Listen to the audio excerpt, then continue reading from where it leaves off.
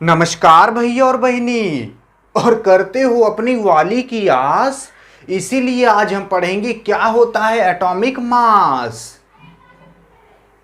जी हाँ साथियों, जैसा कि आप जानते हो क्लास 9th के साइंस का तीसरा चैप्टर है एटम एंड मॉलिक्यूल। तो उसी में एक बीच में छोटा टॉपिक आता है क्या होता है एटॉमिक मास। और ये एटॉमिक मास इस चैप्टर की पूरी जान है, इसीलिए आज हम इसको कवर करने वाले हैं। देखिए, इसके पहले वाली वीडियो में हमने क्या होता है एटम मॉलिक्यूल इन सब के बारे में हमने डिस्कस कर लिया था।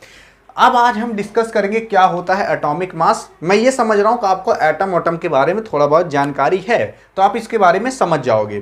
तो देखिए, शुरू करते हैं क्या होता है एटॉमिक मास। ये जो एटॉमिक मास है इसको दिए थे भैया जॉन डाल्टन फुफ्फा ने।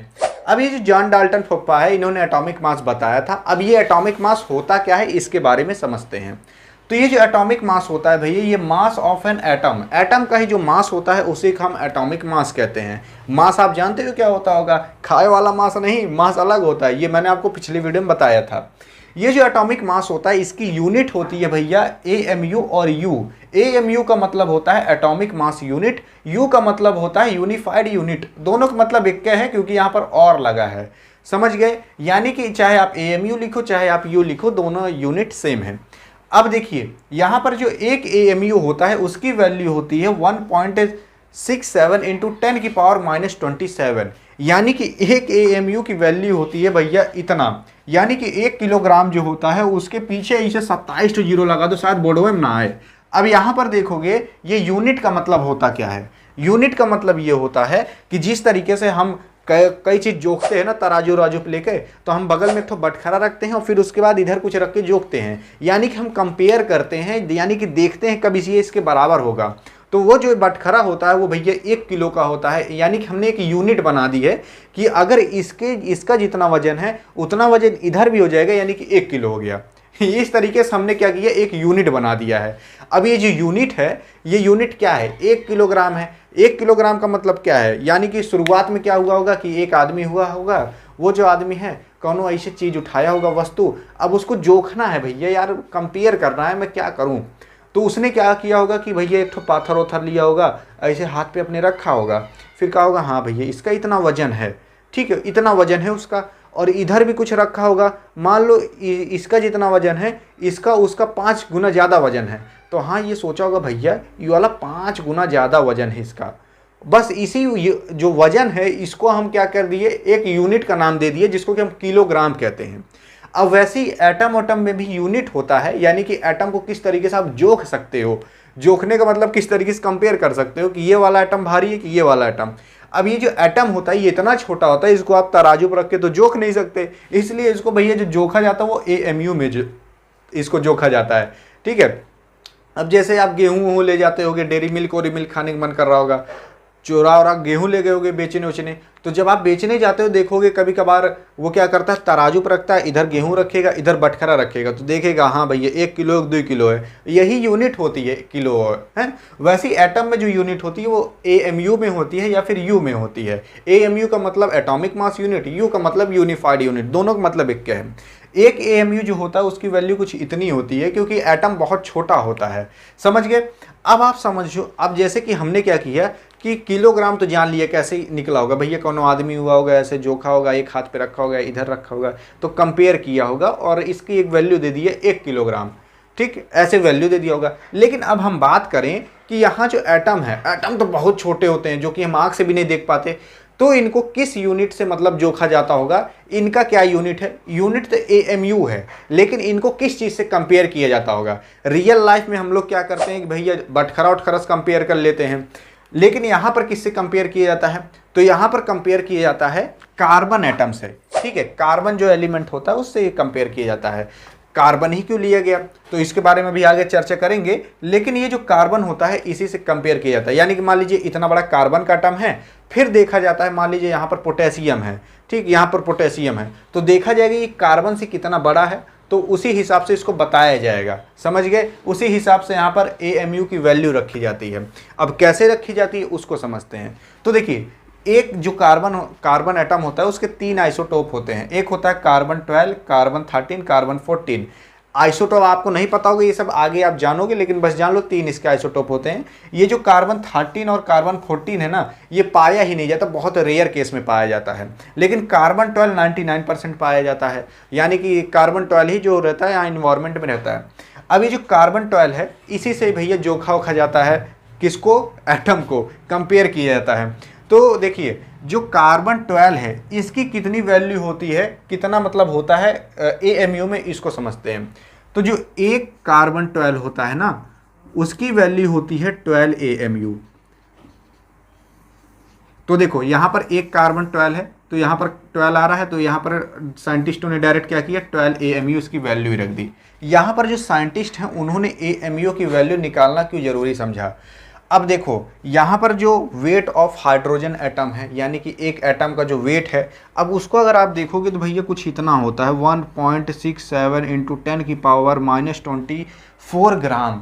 तो अगर आपको ये याद करना हो तो बड़ा कठिन हो जाएगा भैया, बड़ी दिक्कत होगी। इसीलिए जो साइंटिस्ट हैं उन्होंने AMU में वैल्यू रख दी। अब जो हाइड्रोजन होता है वो 1 AMU होगा, इस तरीके से मतलब बताया जाता है।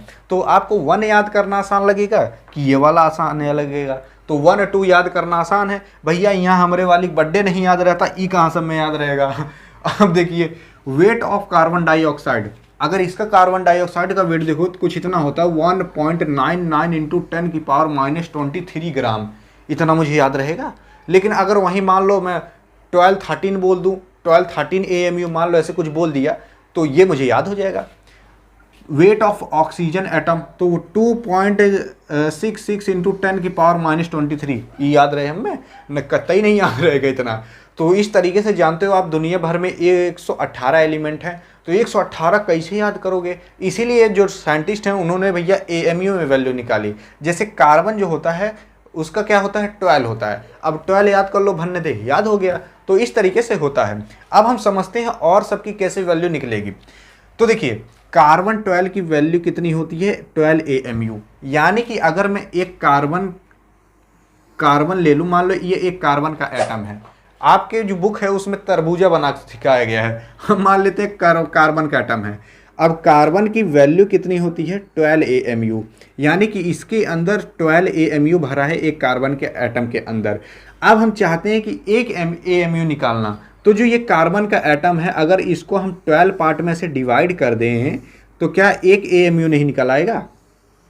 अब देखो कितना पीस बना, 1 2 3 4 5 6 7 8, 8 बन गया, ठीक है, 9 10 बन गया होगा, और ये 11 12।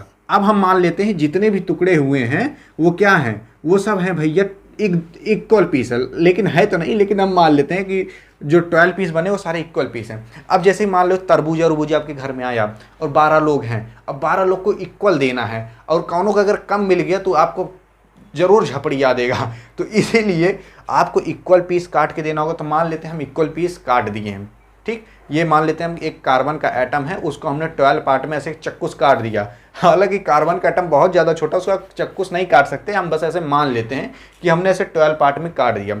अब देखो ये जो कार्बन होता है वो 12 AMU के बराबर होता है। यानी कि अगर हम एक चिप्पी निकाल लें यहाँ से, ये हमने एक चिप्पी निकाल लिया, तो ये कितना होगा, ये 1 AMU होगा, ठीक है, ये 2 ये भी 1 AMU, ये भी 1 AMU, ये भी, और कुल मिला लोगे तो 12 AMU हो जाएगा। तो हमने 1 AMU की वैल्यू निकाल ली, ठीक। तो ये जो 1 AMU की वैल्यू होती है यहाँ पर लिखी गई है, समझ गए। तो हम जो कार्बन 12 है ना, इसी से ही सभी एटम को कंपेयर करते हैं। तो अगर आपको 1 AMU की वैल्यू निकालनी है तो जो कार्बन 12 है तो उसको भैया डिवाइड कर दो। तो यहाँ पर आप जान के किस तरीके से 1 AMU की वैल्यू निकाली जाती है। तो देखिए, तो कुछ इसी तरीके से होता है भैया एटॉमिक मास। एटॉमिक मास किस तरीके से निकाला जाता है, क्या होता है, आई होप आप इसके बारे में समझ गए होंगे। और आपको ये याद रखना है कि जो कार्बन 12 है इसी को ही हम देख कर बताते हैं कि एटम का जो मास है वो कितना है।